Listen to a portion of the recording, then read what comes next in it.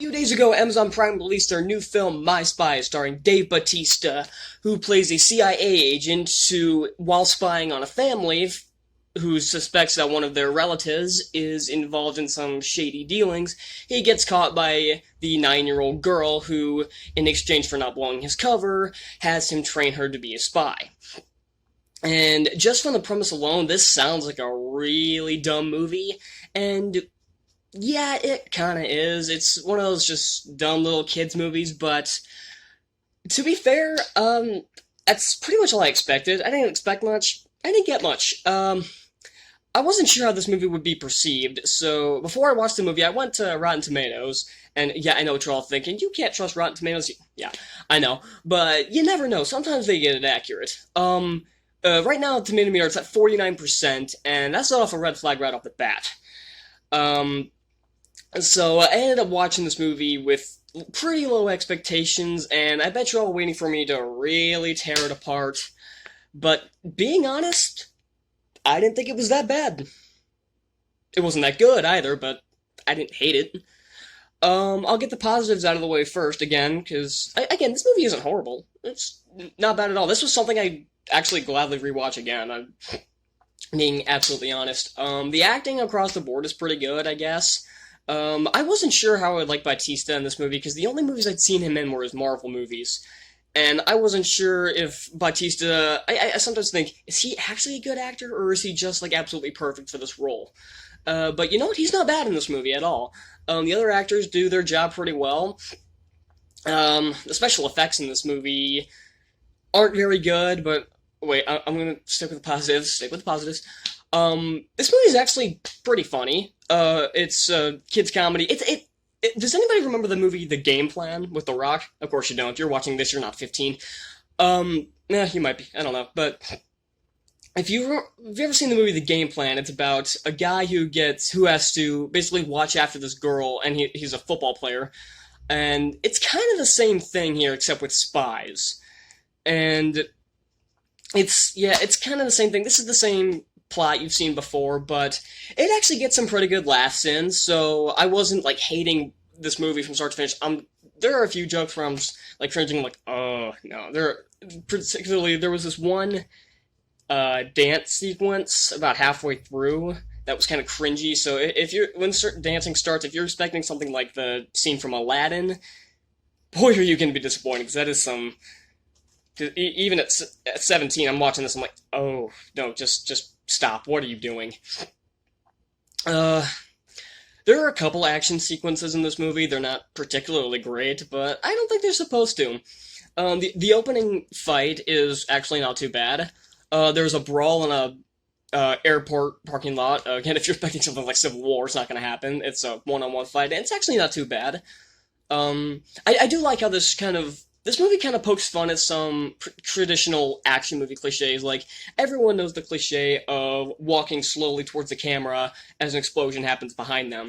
And anybody who's ever had seen an explosion knows it is almost impossible to look away from an explosion. You try to walk away from an explosion, A, you're going to get knocked on your ass by a shockwave, or B, you're going to end up turning around to watch it, and both times when the little girl tries that, both times she like looks behind her and he has to like turn her head back, and I actually thought that was pretty funny. That was actually really clever.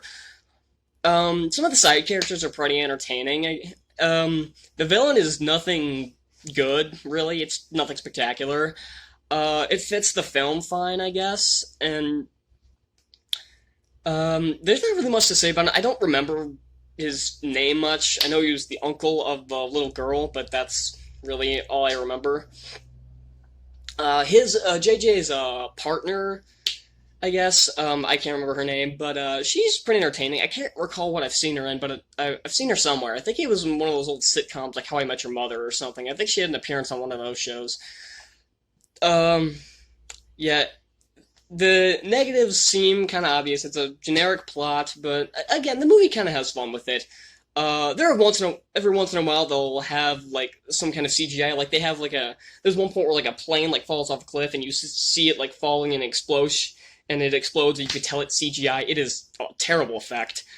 Uh, but this movie's not very heavy on CGI spectacle, especially since this movie had a budget of, I think, like $18 million. You're not gonna get frickin' Avengers. You're gonna get something pretty low standard when it comes to special effects. And but yeah, but again, that's not the thing that's front and center.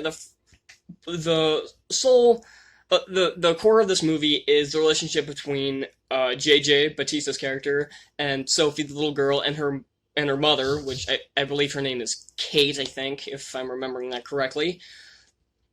But yeah, it was all charming. I thought it was fine. Yeah, this movie's nothing spectacular. It's only an hour. Like, I think it's only like an hour 40. So yeah, it's only that long. So if you have like an hour 40 to kill, and you're like, I just kind of want to turn my brain off and just watch something.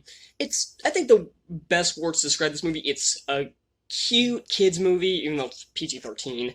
The voice way to describe this movie is cute or harmless. It's not a great film. It's not one of those comedic greats, but it's definitely not a horrible movie.